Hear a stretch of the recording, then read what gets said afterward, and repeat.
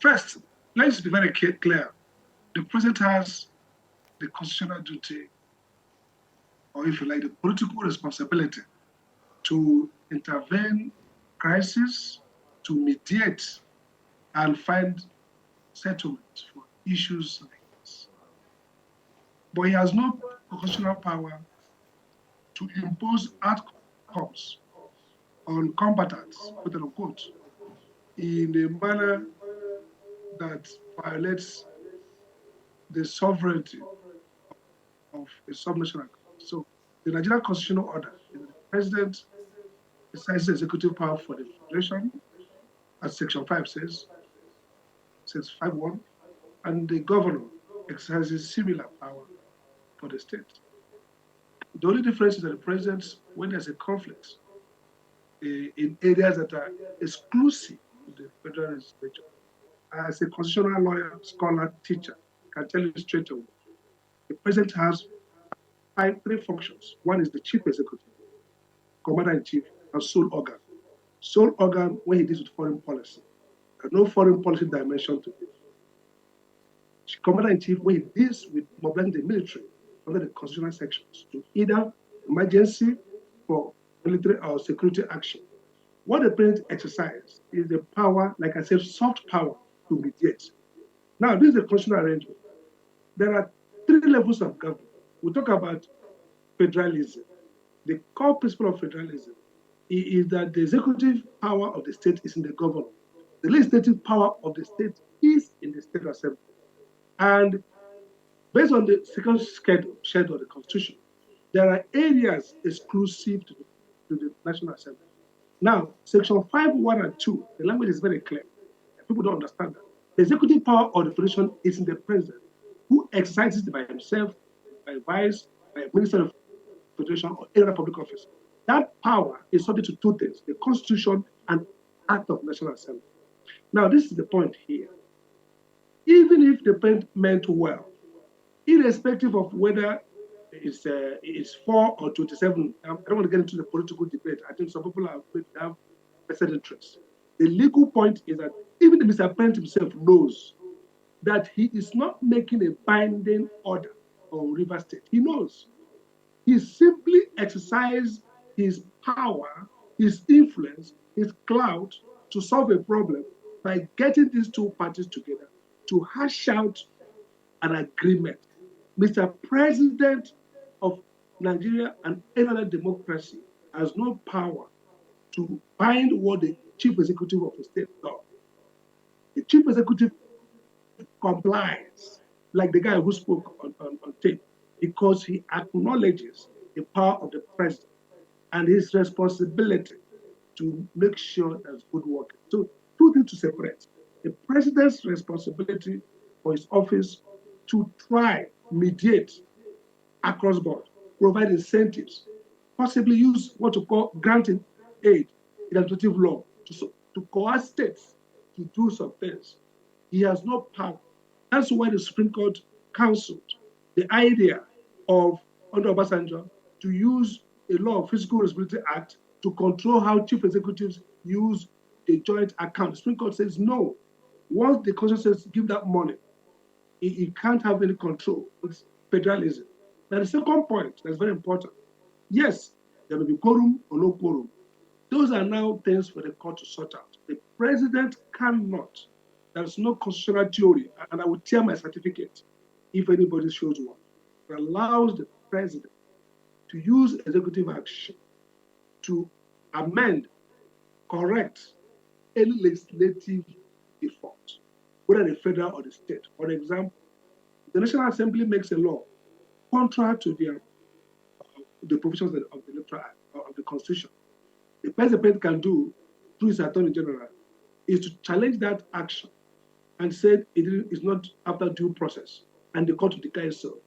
The president cannot countermand. The president may refuse to implement, as we saw in many cases in the US, Young Steel case, the Supreme Court of the US handled. But he may say, I won't implement this law by National Assembly because it's wrong. I'll go to court to seek for judicial authorization. We call that, in theory, presidential avoidance of law. But that's not power. of the president to correct any legislative error. So yes, it's possible, and I think it's true, that 4 legislators ought not, both in law and in theory, to bind the rest. But look at the history. First, the issue of the campaign creates, based on the Supreme Court law rulings in many cases, the idea that once you become as a legislator, you exit your party. So PDP is challenging that. The case is before the court. Now, the speaker, the factional speaker, declares the other ones as therefore lost their seat. They are going to go to court to challenge that declaration. And the question of who is the appropriate speaker will all be sorted out by the courts. Even the 4 cannot undo what they have done legislatively, except they have made a law, they cannot make a new law. So the point is clear. Let's demarcate it here. The president may have meant well, but I think he was playing partisan politics. But let's even concede he meant well. Let's even concede, which is true, that the crisis in River State could become a national crisis.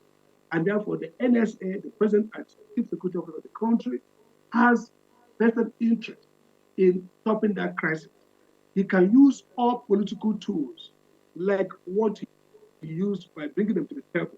That is what I want to correct. I don't want you to be confused. It's not a legal, not a legislative, not a judicial tool. He used a political tool of negotiation. The outcome, that product, is not impossible. It's a product that relies on the president's goodwill and power. So the governor goes back, keeps quiet, because he has assured the president. Because the president can trigger, especially in Africa, where there's so much lawlessness, the president can trigger this machinery of the state against him. So that is political self-restraint here. It's a doctrine of self-restraint. The president is powerful. It's not illegal. So let no lawyer confuse himself. There's nothing legal in the process the president undertook. It's political. What went wrong was that, like the guy brought out clear, that the president did not display statesmanship in looking at solutions that transcend partisan and personal interest. Now, this is my own take about it.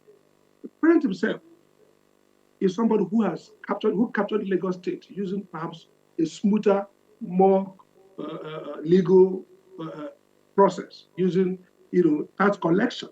So probably he sympathizes with Wike's as his ally, Wike's predicament, who has made investment and we expect returns. This is what it's all about. Returns in terms of control over the idea. And he thinks that this governor, Rivers is critical to politics in Nigeria. It's pivotal from Odile to Amadi to Wike. The Rivers money has been used to finance presidential battle. And so in 2037, and that's partly why Wike is the minister of FCT. So the president has stake in this game to say, you know what? And the word he used, he said, I would even wish you had come to APC. President would like 27 or 25 legislators join his party, a party that Wike controls now. And he will even like the governor to join. And even if the governor is not going to join, he will not like the governor to be powerful, independent, which is because of resource, money. I mean, Wike has no extraterrestrial powers. The powers are the powers of revenue. So if you have this governor win this fight and create an alternate center of power, then that will diminish the president's game plan. So the president acted politically and too self-interested. And that's why the solution may not hold, because that solution is designed and delivered in a way that favors Wike, which means return the 2025, who are now APC members, let the sort of Damako of impeachment hang over you, bring back the ministers who are Wike's people, basically concede to Wike. And that's why the guy who spoke said, look, the president used his power, his clout, with national security. We understand that third world government. I used to be an advisor in foreign affairs, and Joe Meddling, my then minister, used to tell me, say, Sam, this is a third world. Politics, power is dark. And so the governor sat under that and knew that, look, the president had invested in this conflict and was prepared to use presidential power to beat him down. We may have our critique morally, right or wrong. And the guy, my friend, colleague on the studio, might be sympathetic to APC or Wike. That's fine. But clarity is, President was not involved in illegal, was not involved in legislative, was not involved in quasi-judicial function. As a president, he has responsibility, and he took it politically to engender reconciliation and agreement, which is not bad at all. He plays many, such roles that are political. He can bring in traditional rulers if there's a conflict, sit with them, engineer agreement, consensus. The American president does that. All presidents do that. Right. So there's nothing extraordinary in trying to say the crisis here. I have political power. I can weigh in and bring these two warring parties together. That's fine. That's part of what we call the bully pulpit of the president. That's part of the clout of the president. But to make it look like a legal undertaking or has legislative is not true. There's no section of the Constitution that gives the president the power to bind the state assembly or to bind the executive government. There are many cases in the court of Nigeria and elsewhere in the world. This is exercise of power. Its legitimacy rests on whether that power was exercised in a sustainable and fair manner. You cannot represent a signed appropriation act. In fact, the Supreme Court in Bender, AG Bender, and AG Federation, when that process was not even taken quickly, the Senate, the Supreme Court says invalid, even though signed by the president. So we must first admit that there are constitutional limitations, there are things you cannot do. Two, so you can't do that. The issue whether it's a very proper, well-signed appropriation by four people is something the court has to determine, in which case the court vacates it. The parliament is, use the word of lawyers, functions official. They can't go back and the past is same, except a supplementary. So the court can vacate it, vitiate it, in which case there was no, you cannot go back and repass it again if the court says so. The second point here, this is very important, and you try to allude to it. My friend is being, which is nice, okay, so agreement's agreement can take any form. But look, this is not agreement over a land. This is not an agreement over, come and buy my car. This car was worth 50 million. But because someone can catch me, I will sell it for 20,000. So, well, we cannot bring the issue of whether misrepresentation or fair transaction, but generally, you voluntarily, you can't have an agreement to turn the revenue of a state to somebody. That is really what it's all about. And it's a dangerous compromise of democracy, dangerous compromise of accountability. I mean, two people, the governor and the former governor, first and foremost, a former governor has no juristic legal status over governance, a former governor. Tinubu was very smart and very regular, went through a procurement, got whatever that company is called, a procurement process. He has no interference. He does not tell you how you use the money for local government. Once you are not a governor, you have no legal status. You only have political clout. And if their clout fails you, you suffer the political consequence. The point they are trying to do is to show up a man whose political power has failed, unlike President Tinubu, who had real clout, grounded in Lagos. Governor Wike has no clout, was not grounded. And so once he takes out of that in Port Harcourt, access to public revenue, he gets deflected.